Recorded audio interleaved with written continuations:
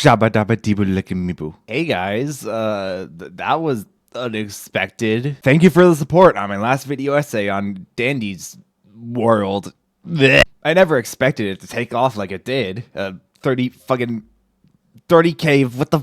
If you like that video, I think you'll enjoy this one more because I'm talking about a game that's actually, good. Flop World is a game with a near non-existent player base, and that needs to change. The game is essentially the best take on the Delverlike genre so far, with an extremely fun gameplay loop and loads of content to explore. Let's take a look at this game and learn from example how to make a good Delverlike, as well as learn from its very few mistakes. Part 1! The gameplay! Flop World is a fast-paced survival roguelike, also known as a Delverlike, created in a Roblox game engine. You essentially go down increasingly difficult floors, finding and pressing buttons to progress. You can also find items on each floor to help you with escaping entities. Entities are the main threat in this game, being roaming entities that each have unique abilities. You have no way to directly fight back, so it's best to just run and take cover. There are a few resources you need to keep track of as well. Slop is used as a currency across the entire game. It can be used in shops and vending machines. Health is self-explanatory. Stamina is used to run and escape entities, which requires a bit of brain power. Battery is restored partially every floor once you get an upgrade and is used for active items. And lastly, fear is built up while being chased and triggers various effects depending on the entity, but isn't really that noticeable due to it being really easy to drain. Speaking of upgrades, they are by far one of the most important aspects to keep on top of. Each floor you're allowed to vote for one upgrade. These aren't just one-time upgrades either. A majority have multiple levels for you to obtain that make each more powerful. Some upgrades also let you tackle boss floors, which restore 30 health when you enter them, but require you to face off against a difficult floor gimmick and a big entity. There are also shops you can visit via upgrades where you can spend slop for items. Why the gameplay loop works! I think the main reason the gameplay is so fun is simply because of how it tickles your brain. At any one moment, you have to keep track of your stamina, item supplies, where the next button is, your battery, your ability cooldowns, and any entities near you and where they're headed. Keeping track of all these leads to a lot of fun strategic plays you can pull off, especially with friends. I think the button system really helps this game, with the fast pace of the task never slowing down.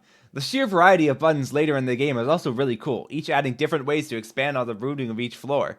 This mechanic was taken from Minus Descendants, but that game is it has severe hallway-itis. That's all I'm gonna leave it at. The game is also incredibly intuitive. Basically, none of the mechanics need to be explained outright to you, since they all inherently make sense after playing for a bit.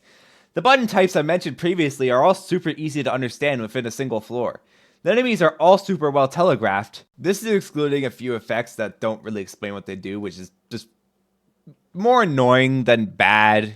Speaking of enemies, each one has their own distinct gimmick. Tinker is able to set up traps and turrets across the map. Pyrus is able to apply a stacking effect in the radius that levels up after a bit to deal damage. Mask can fucking teleport! Each entity has enough depth to allow for unique counterplay and fun interactions. The exploration aspect of this game is also amazing. I've played for around 5 hours as of writing, and I feel like I've yet to even scratch the surface of the surface here. There were multiple maps that took me by complete surprise, and many moments where I found new entities and got to figure out their abilities in real time. There are even mentions of multiple layers in the game that I have seen in some of the achievements, which frankly scares me.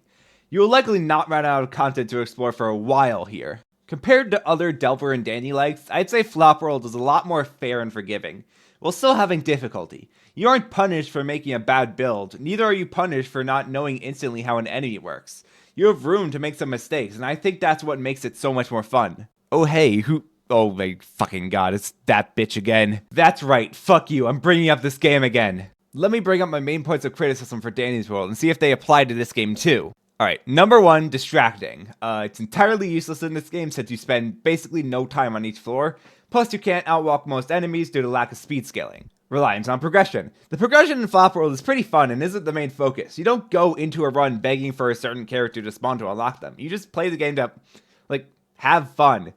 There is a little RNG involved with the rare enemies, but major parts of the game aren't locked behind finding multiple of them. Lack of depth. The mechanics in Flop World certainly have quite a bit of depth, especially with dealing with enemies. There are multiple ways to deal with enemies. You could loop them and hide in a corner to get them off you. You could use an energy drink to run away as fast as possible to the other side of the map. You could even kill the enemies by dropping the elevator shield on them. Most of the items you could start with have trade-offs as well, making it so a starter player with no items is essentially on the even playing ground with a player with every single item in the game.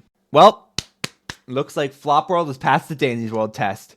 But now I should actually get into some criticism I have for the game. Criticism! First off, as I mentioned earlier, some of the maps have gaps that are a little too tight, as well as some dead ends. This should be fairly easy to fix by implementing OSHA guidelines. This is a thing me and Sleepy do for map design in our game to make sure every map is fair to play on and doesn't go against the design of the game. Some of the rules we use are as follows if anybody wants to steal them.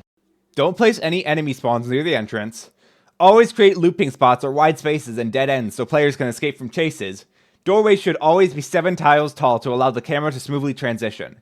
Implementing guidelines like these will help all maps feel much more enjoyable. Also, the Chronomancer map fucking sucks! Secondly, the upgrade variety is pretty solid. However, there's not much room to try out different builds since you can easily get all the upgrades late into the game. I think this could be fixed by giving certain upgrades split paths at the end that give different buffs. This could add a lot of variety and strategy to every run. Corner camping is another big issue, since enemies can hit you from around corners, which is a common issue with Delverlikes. This could easily be fixed by adding a short delay between enemies seeing you and beginning chase. This could even add some depth to gameplay by making it so your stealth affects how long it takes for them to begin chase. My last critique is that it doesn't really feel necessary to have a button to toggle the flashlight. I feel like it should always just be on. This is a really small gripe because the flashlight is entirely cosmetic outside of blackouts.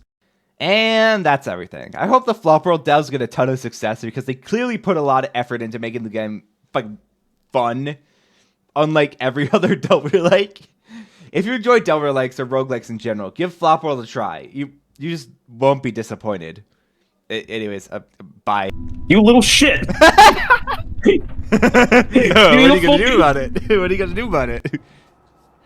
Sire, you're I'm gonna